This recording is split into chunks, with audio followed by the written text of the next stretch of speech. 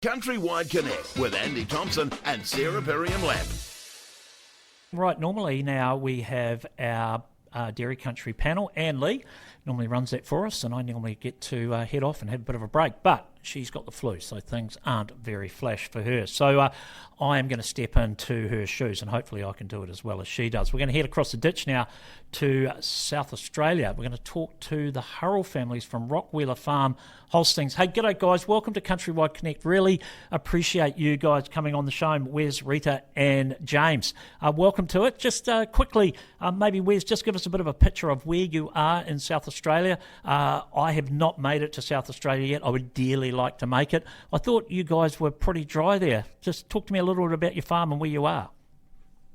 Yes, so we're about 70 k's south of Adelaide, on the Fleurieu Peninsula, pretty much right in the middle. Our farms range from being in the valleys up to the hills. Para is sort of the wetter part of the area. So it's a 36-inch rainfall now. The last 3 years haven't been anywhere near that, but we just had 50 mil overnight, so it is certainly we're having a wet year this year. Quite a nice part of the world, rolling hills. High rainfall, generally high rainfall country. 50 mils overnight, that'd make you smile, Rita. That takes a bit of work off the. Well, you can just sit back and enjoy it, can't you? Well, we hope so. Yeah. Exactly. How many cows are you actually got? How many cows are you guys milking, James? So we're still running 2 dairies at the minute. So in our robotic barn, we're milking about 300 at the moment, and about the same down at our 20-side herringbone. It keeps us busy. So Wes and Rita, you guys earlier this month in the 2026 South Australian Dairy Awards, you took out the Innovative Farmer of the Year Award for robotic milking, precision livestock technology, and renewable energy. That is quite a mouthful. That's a major, I suppose, upgrade or infrastructure investment on your property. That's a lot to. How long have you been? I mean, you're not going to do all that in 1 year, surely.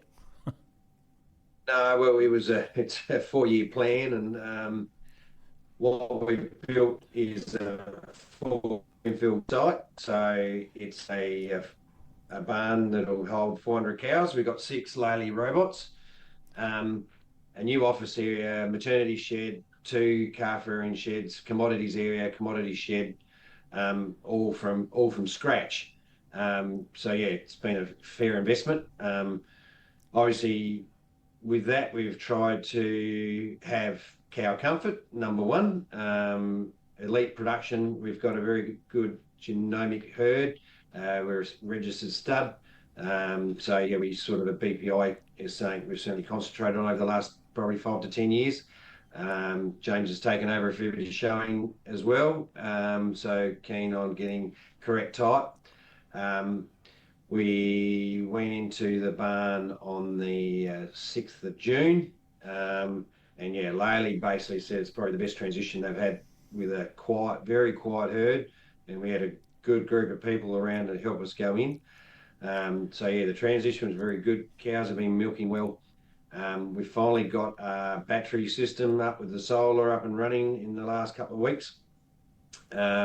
The plan is to actually, we don't have grid connect, so it's all off a diesel generator at the moment, and our batteries and solar, 320 kilowatt array of solar panels and 645 kilowatt of battery storage. And also with that, we're implementing a methane capture on our first pond, which will provide about 1,200 kilowatts a day of power out of the methane. We're all in the process. None of it's all finished, but it's room one built in a day. So we've got the cows in there now. By the end of mid-October, we'll be up at 400 at capacity, and it'll sit at that right through the summer. Obviously, it's a compost barn. Obviously, with the rainfall we've had this year, since we've been in there, we've probably had close to 20 inches of rain in 2 months. We've certainly had a fair bit of moisture in the air, and the pack stood up not too bad. yeah, so everything sort of is going quite well. We feed additives and gasification. We are going to add a little bit later on.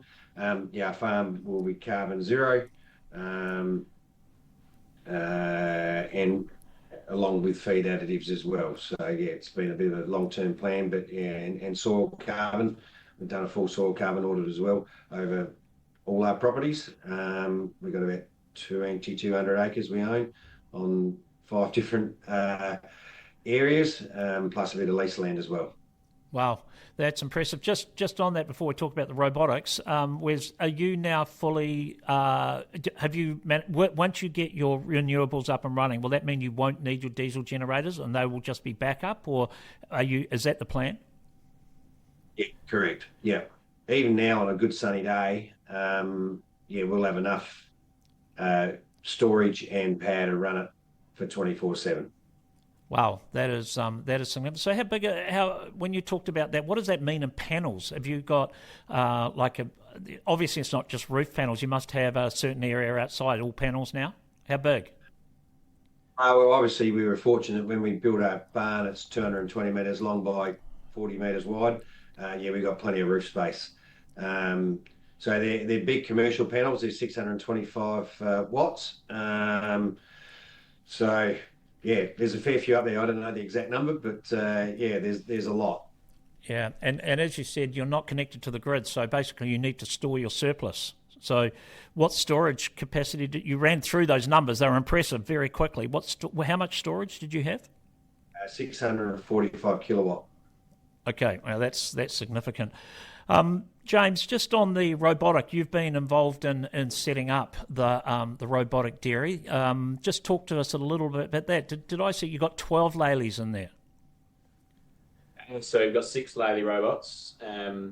So yeah, we designed our barn. We wanted to have as minimal fetching as possible. So we looked at a controlled traffic system. So where they milk first before they could go on to feed and water access. At the time, we were talking to Dealer Valve originally before Laley, and after that, when we ended up speaking with Laley talked to us about a free flow system. They thought that would increase milk production and cow comfort and animal health. So we've actually got 3 robots on each side of our barn. One side's under controlled traffic and one side's under free flow. And yeah, we're doing a bit of an experiment on what's going to work better. A lot of listeners are not going to understand the difference. So can you explain the difference between controlled traffic and free flow, what that means? Yeah. So on our barn system, we have basically, I'd say, 3 sections. So we've got the milking section, which is pre-milk and robots and post-milk. We've got the feed section, which is the feed pad, feed lane. And then we've got the pack, which is where they sit down, lay down, rest and sleep.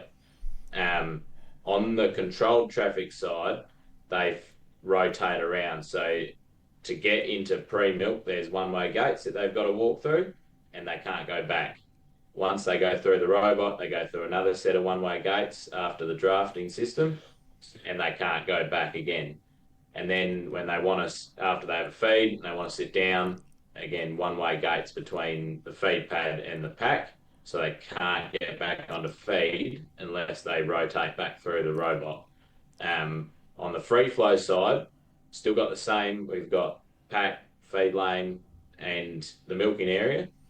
On the free flow side, we still have one-way gates into the pre-milk, so it's like a commitment pen, but we don't have any restriction between the feed lane and the...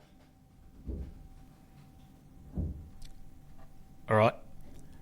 Okay, we've just maybe having a slight... I've got you back. Sorry, yeah, James. So. Yep, just froze there a little bit for you. But no, I think we got the message on that. It sounds like an incredibly...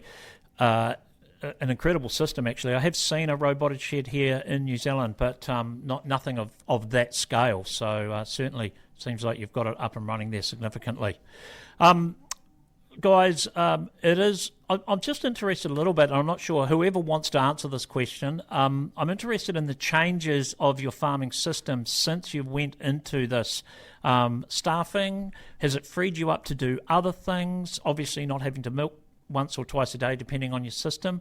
How's that changed? It's still a bit of a work in progress. We were running 2 conventional herringbone system dairies, and it was probably a little bit inefficient with certainly labour use. We feel we can get we were sitting at about 70 cows per labour unit. Under the robotic, we feel we can probably get close to 200 cows per labour unit once we've got everything finished. And obviously, with James was explaining the controlled traffic and free flow. We're certainly the controlled traffic side. We're fetching 80% to 90% less cows versus the control against the free flow. So, we probably will implement both sides as a free flow as controlled. Sorry. And with those labour saving and a flood wash, it's really only going to be management of early lactation cows and any other herd health management issues, which the robot automatically drafts a lot of it. Yeah, right. Yeah, certainly. There's other things I'd love to talk to you about, stuff that we haven't done here. I think that that methane capture is something that we've heard about that we haven't actually seen. Your soil carbon is something I know a lot of New Zealand farmers are interested in. Apparently, we don't have a mechanism for that here in New Zealand. So you're doing things quite significantly different to us. And the way that you're running this. So, a really, really fascinating operation, guys. Look, thank you so much for your time. We really, really do appreciate you coming on and sharing this with us. And I know Anne will have done a really good chat, and I think there's probably a podcast as well. So thanks so much, guys. Great to chat, and would love to see it in operation one day. Thank you. Yes, thank you. So that is Wes and Rita Hurrell. They won the Innovative Farmer of the Year in South Australia, and their son James, who won the Young Dairy Farmer of the Year. Some incredible technology there in that operation. Countrywide Connect with Andy Thompson and Sarah Perriam-Lamb.